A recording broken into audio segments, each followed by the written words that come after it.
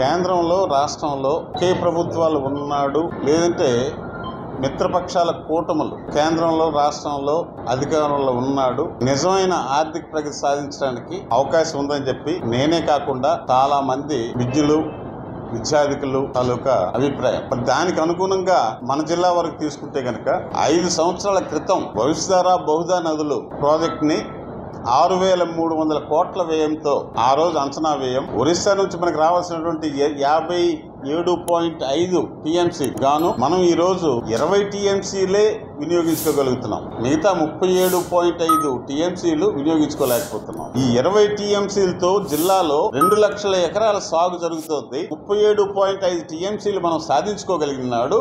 ఇంకో 3,70,000 ఎకరాలు ఈ జిల్లా సస్యశ్యామలంగా ఉండాలి అంటే అది మనం సాధించుకొని తీరాలి. అది మనం సాధించుకోవాలి అంటే కేంద్రంలో రాష్ట్రంలో ఒకే ప్రభుత్వం ఉన్నాడు. ఈ రోజు అంచనా వ్యయాలు బహుశా పెరిగినప్పటికీ కూడా ఒక 10,000 12,000 కోట్ల రూపాయలతో మన జిల్లా సస్యశ్యామలం అవటానికి సంపూర్ణంగా అవకాశం ఉంది. మరి అలాంటి ముఖ్యమైన విషయాల్లో మన శ్రీకాకుళం జిల్లాని నేటి వరకు పాలించినటువంటి రాష్ట్ర ప్రభుత్వం సఫలీకృతం కాలేకపోయింది. మనమంతా చూస్తున్నాం. ఒరిస్సాలో 5 సార్లు ముఖ్యమంత్రి అయినా సరే 6వసారి కూడా ముఖ్యమంత్రి కావాలని చెప్పి ప్రజలు కోరుకుంటున్నారు. ఉత్తరప్రదేశ్ లో చూస్తున్నాం.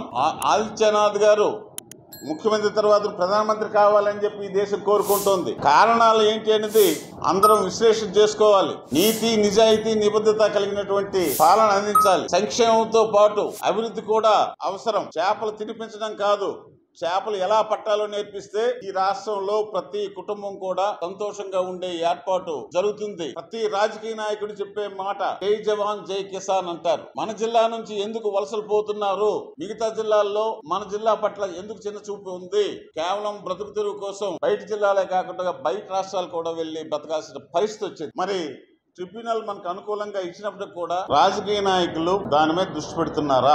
ఈ సమాజంలో బ్రతుకుతున్నప్పుడు ఓట్ల కోసమే వారిని కలుసుకోవటం, ఓట్లు దాటిన తర్వాతను వారిని విడిచిపెట్టడం అది సమంజసం కాదు. నేను కూడా ఒక రైతు కుటుంబం నుంచి వచ్చాను. రైతుల తాలూకు సాధక బాధకాలు తెలుసు. సన్నకారు చిన్నకారు రైతులు కూడా గ్రామ రాజకీయాల్లోకి వస్తున్నారు. అది ఆ కుటుంబాలకు శ్రేయస్కరం కాదు. ఈ రోజు రాష్ట్రంలో ఏ గ్రామ సర్పంచ్కి గాని ఎంపీటీసీలకు గాని స్థానిక సంస్థల్లో ఉన్నటువంటి ఏ ఒక్కరికి కూడా ఆ మాటకు వస్తే శాసనసభ్యులకి మంత్రులకు కూడా వాళ్ళ స్వేచ్ఛా స్వాతంత్రాలతో వాళ్ళ అభిప్రాయం వెల్లబుచ్చే పరిస్థితులు లేవు. సంక్షేమము అంటే 5 సంవత్సరాల క్రితం ప్రతి ఇల్లాలకు కూడా ఈ 5 సంవత్సరాల్లో ఆ కుటుంబం ఏం లబ్ధి పొందింది, ఆనాడు 5 సంవత్సరాల క్రితం పొందుతున్నటువంటి లబ్ధి ఏంటి, రేట్లు ఏ కరెంట్ గాని మిగతా నిత్యావసర సరుకుల రేట్లు గాని కానీ ఇళ్లకు మాత్రం తెలుస్తుంది. ఈ ప్రభుత్వం వల్ల నేను నా కుటుంబం సౌఖ్యంగా ఉన్నామా లేదా అని ఎంప్లాయ్మెంట్ జనరేట్ చేయాలి. సాగునీటి ప్రాజెక్టులు మన జిల్లాకి ప్రత్యేకంగా దృష్టి పెట్టాలి. అన్ని రాజకీయ పార్టీ ప్రముఖులకి చేతులు జోడించి నమస్కారం చేస్తున్నాను.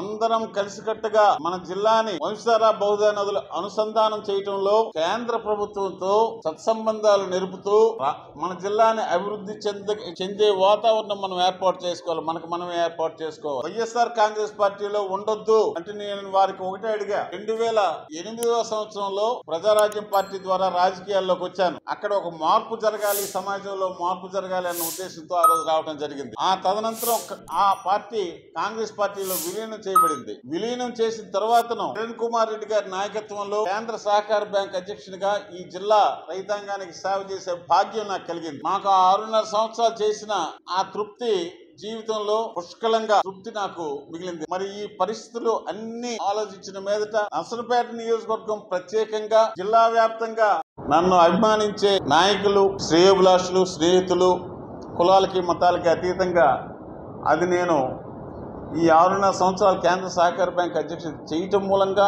ఏ రాజకీయ పదవి కూడా ఆశించకుండా ఒక మార్గం వెతకాలి, సామాన్యులకు తోడుగా ఉండాలి అన్న ఉద్దేశంతోనే ఈ నేటి వరకు 15 సంవత్సరాలుగా ఈ జిల్లా ప్రజల మధ్య మీ మధ్య ఉన్నాను. సంక్షేమం అంటూనే పేదవారితో లెక్క జేబులు ఖాళీ అవుతున్నటువంటి పరిస్థితి ఈ రాష్ట్రంలో ఉంది.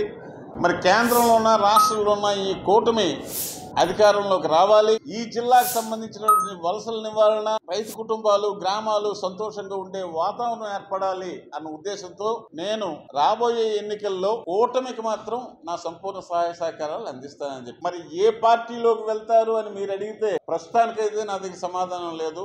వైఎస్ఆర్ పార్టీని అయితే విడిచిపెడుతున్నాను. గ్రామాల్లో సన్నకారు చిన్నకారు రైతులు మాత్రం రాజకీయాల్లోకి రావద్దు. మీ ఓట్లు సంపాదించినంత వరకు ఈ నాయకులు ఉంటారు. ఈ సందర్భంగా ఈ జిల్లాలో సర్పంచులు, ఎక్స్ సర్పంచులు, ఎంపీటీసీలు, ఎక్స్ ఎంపీటీసీలు ఎవరైతే ఉన్నారో మీకు మీరుగా ఈ 5 సంవత్సరాల్లో నేనేం సాధించాను అన్నది అవకలనం చేసుకోండి. కేంద్రంలో బీజేపీ ఎన్డీఏ ప్రభుత్వం ఏర్పడాలి. మరి ఈ రాష్ట్రంలో కూటమి ప్రభుత్వం ఏర్పడాలి. నర్సనపేటలో సౌమ్యుడు, ఉత్తముడు బొగ్గు రమణమూర్తి గారు మనస్ఫూర్తిగా మామయ్య అని పిలుచుకుంటాను.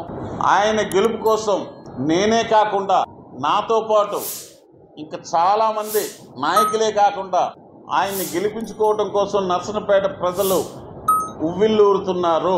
ఇది నిస్సందేహం. ఈ జిల్లా ప్రజానీకానికి ఈ జిల్లాను మనం కాపాడుకోవాలనుకుంటే కూటమి అభ్యర్థులకి సహకరించండి అని మనస్ఫూర్తిగా కోరుకుంటూ సెలవు తీసుకుంటాను. ధన్యవాదాలు.